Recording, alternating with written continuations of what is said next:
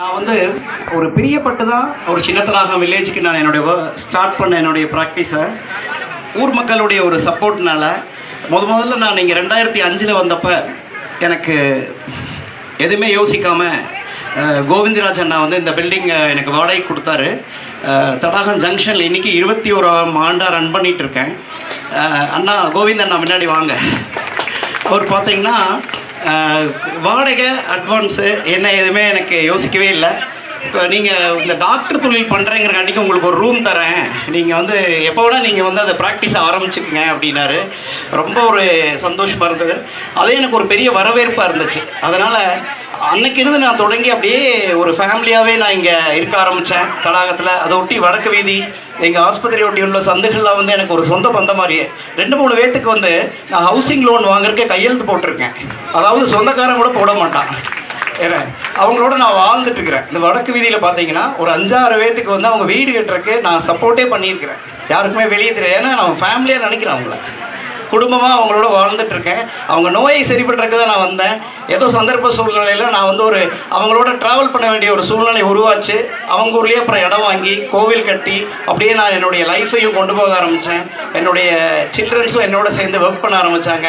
என் மனைவி, என்னுடைய குடும்பமும் எனக்கு மிகப்பெரிய ஒரு சப்போர்ட்டாக இருந்து இந்த 20 ஆண்டுகள் சேவை, இன்றைக்கி 20 ஆண்டுகள் செலிப்ரேஷன் எனக்கு வந்து ஒரு மிகப்பெரிய ஒரு விஷயம். என்னுடைய ட்ரீம், என்னால் மறக்க முடியாத ஒரு விஷயம்.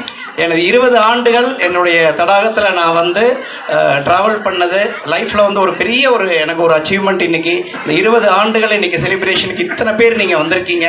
அதோடையே புதிய கட்டிட திறப்புலாவும் வச்சு என்னுடைய குரு மென்டார் அவர் வந்து பக்தோச்சலா சார், அவர் ரொம்ப நேரம் இருந்தார். எல்லாத்துக்கும் ஒரு பிடித்தமான ஒரு மனிதர். அவர் வந்து ரொம்ப நல்லா எல்லாத்தோடையும் பழகுவார். அவர்கிட்ட சில விஷயங்கள், நிறைய நல்ல விஷயங்கள் அவர்கிட்ட நான் கற்றுக்கிட்டேன். 2003லேருந்து 2005 வரைக்கும் 2 ஆண்டுகள் நான் கேஜியில் பணிபுரிஞ்சிட்டு இருந்தேன். அப்போ அவருக்கு எப்படி என் மேலே ஒரு விருப்பம் வந்துச்சு அப்படின்னு சொன்னால், நான் வந்து டைம் பார்க்காம அவருக்காக நான் ஒர்க் பண்ணிகிட்டு இருப்பேன். ஒரு நாளைக்கு 14-15 மணி நேரம்லாம் நான் கேஜியில் ஒர்க் பண்ணியிருக்கிறேன். அவரையவே நான் இம்ப்ரெஸ் பண்ணியிருக்கிறேன். அதனால் அவர் என்னை விட்டே கொடுக்க மாட்டார். இன்றைக்கும் எனக்காக இவ்வளோ தூரம் வந்து இவ்வளோ டைம் ஸ்பெண்ட் பண்ணி இருக்கிறாருன்னா என்னுடைய அந்த சர்வீஸ் தான். அந்த சர்வீஸை தொடர்ந்து நான் சின்ன தடாகத்தில் ஆரம்பித்தேன் 2006ஆம் ஆண்டு. இன்றைக்கி 20 ஆண்டுகள் நம்ம வந்து ட்ராவல் பண்ணியிருக்கிறோம். ஸோ தடாக மக்கள் என்னோட சேர்ந்து ட்ராவல் பண்ணியிருக்கிறாங்க. என்னுடைய சொந்த பந்தம், என்னுடைய குடும்பம், எங்கள் அம்மா விஷாலாட்சி அம்மாள், என் மனைவி பானுப்பிரியா, என் குழந்தைகள் மதிவதனன், ஸ்ரீ ஐஸ்வர்யா, என்னுடைய சகோதரிகள் புவனேஸ்வரி, ஜெயலக்ஷ்மி, என்னுடைய மாமனார் மாமியார், இவங்கெல்லாம் ஒரு குடும்பமாக என்னுடைய மருத்துவ ப்ராக்டிஸில் என்னோட இன்வால்வ் ஆகுறாங்க. ஒரு கேம்ப் நடத்துகிறேன்னா எங்கள் மாமனார் ஹெல்ப் பண்ணுவார், எங்கள் ஃபேமிலியே எனக்கு ஹெல்ப் பண்ணுவாங்க, எங்கள் அக்கா பசங்க வந்து எனக்கு ஒர்க் பண்ணுவாங்க. அதனால தான் என்னென்னா என்னால் ஈஸியாக இதெல்லாம் வந்து ரன் பண்ண முடியுது. எப்படி பண்ணுறாரு டாக்டர் பரமேஸ்வரன் எல்லாரும் கேட்பாங்க.